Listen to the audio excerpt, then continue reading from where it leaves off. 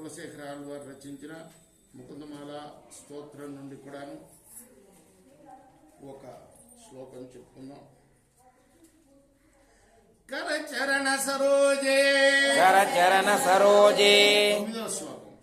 కాంతి మన్నేత్రమీనే కాంతి మన్నేత్రమీనే శ్రమముషి శ్రమముషి భుజవీచి భుజవీచి వ్యాకులే వ్యాకులే అగాధ మార్గే అగాధమార్గే హరిసరసి హరిసరసి విగాహ్యాపేయ విగాహ్యాపేయ తేజోజలౌఘం తేజోజలౌఘం భవమరు పరుఖిన్నః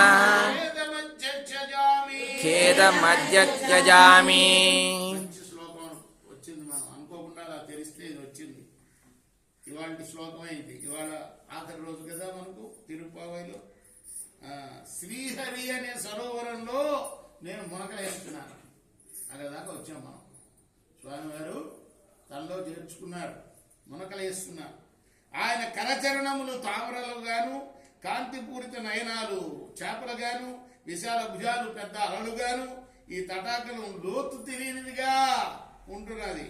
అనాదిగా సంసారం అనే మరుభూమిలోకి వచ్చి అన్ని దుఃఖాల్ని అనుభవిస్తున్న నాకు ఇప్పుడు ఈ శ్రీహరి అనే కొలను లభించింది.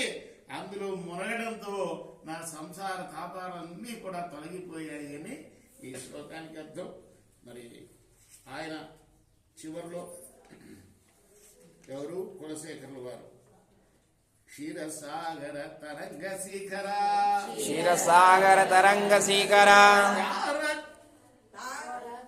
కిత చారుమూర్తయే తారకిత చారుమూర్తయే భోగి భోగ భోగి భోగ శయనీయ శాయినే శయనీయ శాయినే మాధవాయ మాధవాయ విద్వశే నమః.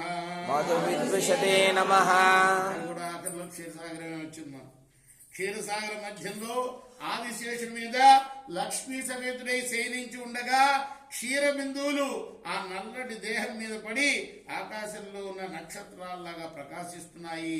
యస్య ప్రియౌ శృతిధరౌ యస్య ప్రియౌ శృతిధరౌ కవిలోకవీరౌ కవిలోకవీరౌ ద్విజే ద్విజన్మ ద్విజన్మ పద్మ వరపద్మ అవభూతాం శరావభూతాం భుజాక్ష తేనాంబుజాక్ష భుజ శరణాంబుజ షట్పదేన షట్పదేన అజ్ఞాకృత అజ్ఞాకృత కృతిరియం కృతీరం కులశేఖరేణ కులశేఖరేణ. అనంతసేనం అనే ఒక ప్రదేశం ఉందిగా కేరళలో. అక్కడ ఈయన మహారాజుగా ఉండేవాట కులశేఖరుడు. ఈయన చాలా భగవద్భక్తి సంపన్నుడు. ఇంకా ఆయన మిత్రులున్నారే ద్విజన్మ వరుడు పద్మశరుడు. వీళ్ళిద్దరు కూడాను బాగా సమస్త వేదాలు తెలిసిన వాళ్ళు, మహాకవుల్లో ఉత్తములు. ఎందుకు చెప్తున్నారు ఇది?